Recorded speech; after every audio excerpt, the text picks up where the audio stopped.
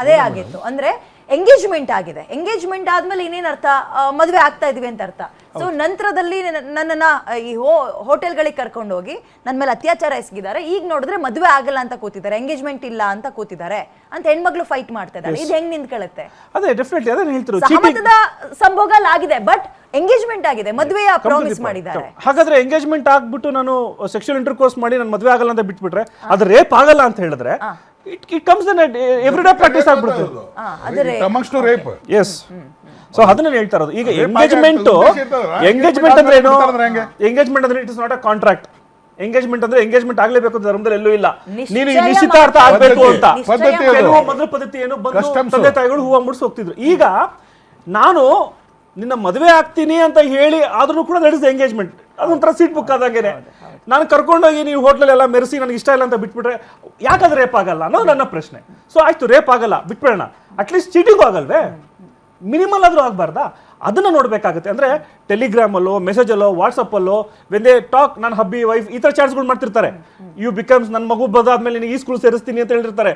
ಇವೆಲ್ಲವನ್ನೂ ಕೂಡ ಸಂಪರ್ಕವಾಗಿ ನೋಡ್ಬೇಕಾಗುತ್ತೆ. ಪೊಲೀಸರು ಅದ್ರ ಮೇಲಾದ್ರೂ ರೇಪ್ನ ಬಿಟ್ಟರು ಕೂಡ ಕನ್ಸೆಂಟ್ ಸೆಕ್ಸ್, ಹೌದು ನೀನು ಮದುವೆ ಆಗ್ತೀನಿ ಹೇಳಿ ಕನ್ಸೆಂಟ್ ಇದೆ, ಸೆಕ್ಸ್ ಆಗೋಯ್ತು. ಆದರೆ ನಿನಗೆ ಯಾಕೆ 420 ಕೇಸ್ ಆಗಬಾರ್ದು? ನೀನು ಚೀಟ್ ಮಾಡಿದ್ಯಲ್ಲ, ನೀನು ಮದುವೆ ಆಗ್ತಿರೋದಕ್ಕೆ ತಾನೇ ಆಕೆ ಒಳಗಡೆ ಬಂದಿರೋಂಥದ್ದು. ಬಲವಂತವಾಗಿ ನಡ್ಕೊಂಡು ಹೋಗಿಲ್ಲ, ಆದ್ರೆ ಮದುವೆ ಆಗ್ತೀನಿ ಅಂತ ಕರ್ಕೊಂಡು ಹೋಗಿಲ್ಲ. ಲಿವ್ ಇನ್ ಟುಗೆದರ್ ಏನಿದೆ ಇದರಲ್ಲಿ ಕೆಲವೊಂದು rules and regulations government frame ಮಾಡಬೇಕು. ಬರೀ ಈ ಜಜ್ಮೆಂಟ್ ಮೇಲೆ ನಾವು ಡಿಪೆಂಡ್ ಆಗಬೇಕು. ಸೊ ಒಂದು ಕಾನೂನು ಬಗ್ಗೆ ಅದಕ್ಕೊಂದು ಕಾನೂನು ರೀತಿಯಲ್ಲಿ ಯಾವ ರೀತಿ ನಡ್ಕೋಬೇಕು, ಯಾವ ರೀತಿ ಅಕಸ್ಮಾತ್ ತಪ್ಪಾದರೆ ಯಾವುದು ತಪ್ಪು ಯಾವುದು ಸರಿ ಅನ್ನೋದ್ರ ಬಗ್ಗೆ ರೂಲ್ಸ್ ಗೌರ್ಮೆಂಟ್ ಫ್ರೇಮ್ ಮಾಡಬೇಕು. ಒಂದು ಅದಕ್ಕೆ ಕಾನೂನು ರೀತಿ ಅದಕ್ಕೆ ವ್ಯಾಖ್ಯಾನ ಕೊಡಬೇಕು. ಅಂದ್ರಾಗ ಅದು ಇಂಥ ಅನಾಹುತಗಳು ತಪ್ತವೆ. ಇನ್ನು ಎರಡನೇದಂದ್ರೆ ಹೆಣ್ಮಕ್ಳು ಏನಾದರೂ ಇದು ಅದಲ್ಲಿ ಮಿಸ್ ಆಗಿಬಿಡ್ತು. ಹೇಳಿ ಮುಂದುವರಿಸಿ ಇಲ್ಲ. ಓಕೆ, ನಂದು ಇನ್ನೊಂದು ಪ್ರಶ್ನೆ ಇದೆ. ನೆನ್ನೆಯ ತೀರ್ಪನ್ನೇ ತಗೊಂಡ್ರೆ ಸಹಮತದ ಸಂಭೋಗ ಅತ್ಯಾಚಾರ ಆಗಕ್ಕಾಗಲ್ಲ ಅಂತ. ಓಕೆ, ಈಗ ಹೆಣ್ಮಕ್ಳು ಹಾಕಿದ FIR ನಿಂತ್ಕೊಳ್ಳಿಲ್ಲ ಅದು, ಬಟ್ ಈಗ ಹುಡುಗನ್ ಮರ್ಯಾದಿನೂ ಹೋಯ್ತಲ್ಲ. ಸೊ ಅವನ್ ಏನ್ ಆಕ್ಷನ್ ತಗೋಬಹುದು? ಡಿಫಾಮೇಷನ್ ಹಾಕ್ಬೋದು ಅವಳ ಮೇಲೆ. ಓಕೆ, ಇದು ಗಂಡು ಮಕ್ಳಿಗೆ ತುಂಬಾ ಜನಕ್ಕೆ ಗೊತ್ತಿಲ್ಲ. FIR ಕ್ವಾಶ್ ಆದ್ಮೇಲೆ ಇದೇ ಜಜ್ಮೆಂಟ್ ಅನ್ನ ಇಟ್ಕೊಂಡು ಹೆಂಗೆ ಏನೇನ್ ಪ್ರಸ್ತಾಪ ಆಗ್ಬೋದು ಸರ್? ಅವಾಗ ಕ್ಲೇಮ್ ಮಾಡಬಹುದು. ದುಡ್ಡು ನನಗೆ ಇಷ್ಟು ಮರ್ಯಾದೆ ಹೋಗಿದೆ, ನನಗೆ ಇಷ್ಟು ದುಡ್ಡು ಕೊಡಬೇಕು. ಮಾನನಷ್ಟ ಮೊಕದ್ದಮೆ, ಮಾನನಷ್ಟ ಮೊಕದ್ದಮೆ ಅಲ್ಲ, ಸುಳ್ಳು ಪ್ರಕರಣದಲ್ಲಿ ಸಿಲುಕಿಸಿರೋದು ಮಾನಸಿಕ ಕೇಸ್ನು ಕೂಡ ಹಾಕಬಹುದು. 3 ವರ್ಷ ಶಿಕ್ಷೆನೂ ಕೂಡ ನಾವು ಮಾಡಬಹುದು. ಬಟ್ ಇಂಥ ಕೇಸ್ಗಳು ತುಂಬಾ ಕಡಿಮೆ ನಮ್ಮಲ್ಲಿ ಅನ್ಕೊಳ್ತೀನಿ. ಯಾರು ಹಾಕೋದಿಲ್ಲ ಮೇಡಮ್, ಯೂಶುವಲಿ ಅಥವಾ ತುಂಬಾ ಜನಕ್ಕೆ ಗೊತ್ತಿಲ್ಲ ಅದ್ರ ಬಗ್ಗೆ. ಏಂತ ಹಾಕಕ್ಕಾಗಲ್ಲ ಅಂತ ಹೇಳಿದ್ರೆ, ನಿಮಗೆ ಮ್ಯಾಜಿಸ್ಟ್ರೇಟ್ ಅಲ್ಲಿ ಆಗಿರುವಂತದನ್ನ ಸೆಷನ್ ಕೋರ್ಟ್ಗೆ ಅಪೀಲ್ ಹೋಗುತ್ತೆ, ದೇರ್ ಟೈಮ್ ಫ್ರೇಮ್ಸ್ ಇರಲ್ಲ, ನೀವು ಹಾಕಕ್ಕಾಗಲ್ಲ. ತಿರ್ಗಾ ಸೆಷನ್ ಇಂದ ಹೈಕೋರ್ಟ್ಗೆ ಹೋಗುತ್ತೆ, ಅಲ್ಲೂ ನೀವು ಹಾಕಕ್ಕಾಗಲ್ಲ. ಹೈಕೋರ್ಟ್ ಸುಪ್ರೀಂ ಕೋರ್ಟ್ ಹೋಗುತ್ತೆ. ಅಷ್ಟರಲ್ಲಿ ಈ ಕೇಸ್ ಮುಗಿಯೋಷ್ಟಲ್ಲಿ ನಿಮ್ಗೆ 15 ವರ್ಷ ಆಗುತ್ತೆ. ಅವ್ನು ಇದರಿಂದ ಆಚೆ ಬಂದ್ರೆ ಸಾಕು, ಮತ್ತೊಂದು ಯಾವ್ದು ಪ್ರೊಸೀಡಿಂಗ್ಸ್ ಮಾಡಬೇಕು ಅಂತ ಹೇಳಿ. ಸೊ ಏನು ಜಾಯಿಂಟ್ ಇದು ಲಿವ್ ಇನ್ ರಿಲೇಷನ್ ಆದ್ಮೇಲೆ ಮದುವೆ ಆಗ್ತಾರಲ್ಲ, ಮದುವೆ ಆದ್ಮೇಲೂ ಸಹ ಆಸ್ತಿ ಒಂದೊಂದು ಕೆಲವೊಂದು ಕೇಸ್ಗಳು ಬಂದವ ನಾವೇ ಡೀಲ್ ಮಾಡಿದ್ದೀವಿ. ಎಲ್ಲ ಸಾಲ ಹೆಂಡತಿ ಹೆಸರಲ್ಲೇ ತೆಗೆದಾರ ಮಗ. ಅವ್ರು ದುಡಿತಾ ಇದ್ದಾರಲ್ಲ ಮನೆ ಕಟ್ಟಲಿಕ್ಕೆ, ಸಾಲನೂ ಅವಳ ಹೆಸರಲ್ಲೇ ತೆಗೆದಾರ, ಮತ್ತೆ ಮನೆ ಮಾತ್ರ ಇವನ್ ತನ್ನ ಹೆಸರಲ್ಲೇ. ಹೌದು ಆಗಿದೆ, ಇಂಥ ಕೇಸ್ಗಳಾಗಿದೆ, ಬೇಕಾದಷ್ಟು ಕೇಸ್ ಆಗಿದಾವೆ. ನಾವು ಈಗಲೂ ಗಮನಿಸ್ತಾ ಇದ್ದೀವಿ, ಹರಾಸ್ಮೆಂಟ್ ಮಾಡ್ತಾರೆ ಆ ಥರ. ಆಕ್ಚುಲಿ ನನ್ನ ಕ್ವಶನ್ಸ್ ಬರೀ ಇವರೊಬ್ಬರಿಗೆ ಶೂಟ್ ಮಾಡ್ತಾ ಇದ್ದೀನಿ ನಾನು.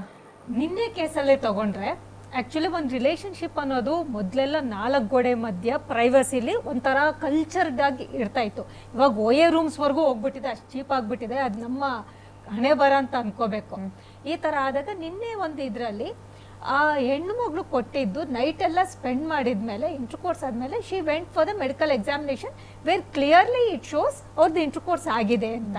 ಬಟ್ ಅವರು 1 year ಇಂದ ಮುಂಚೆನೂ ಇರ್ಬೋದು. ಇವಾಗ ನಾವೇನು ಅನ್ಕೋಬೋದು, ಫಾಲ್ಸ್ ಪ್ರಾಮಿಸ್ ಮಾಡಿರ್ಬೋದು, ಅಥವಾ ಒಂದು ಫೋರ್ಸ್ಫುಲಿ ಅಥವಾ ಇಂಟಾಕ್ಸಿಕೇಟೆಡ್ ಏನೇನೋ ಹೇಳ್ಬೋದು ನಾವು ಅದು. ಬಟ್ ಇದಕ್ಕಿಂತ ಮುಂಚೆನೂ ಈ ಹುಡುಗಿನೇ ಆಸೆ ಪಟ್ಟು ಅವ ಹುಡುಗನ ಜೊತೆ ಇದ್ದಾಗ ಅದೆಲ್ಲ ಮುಚ್ಚೋಗತ್ತಲ್ವಾ? How do the law deal with this?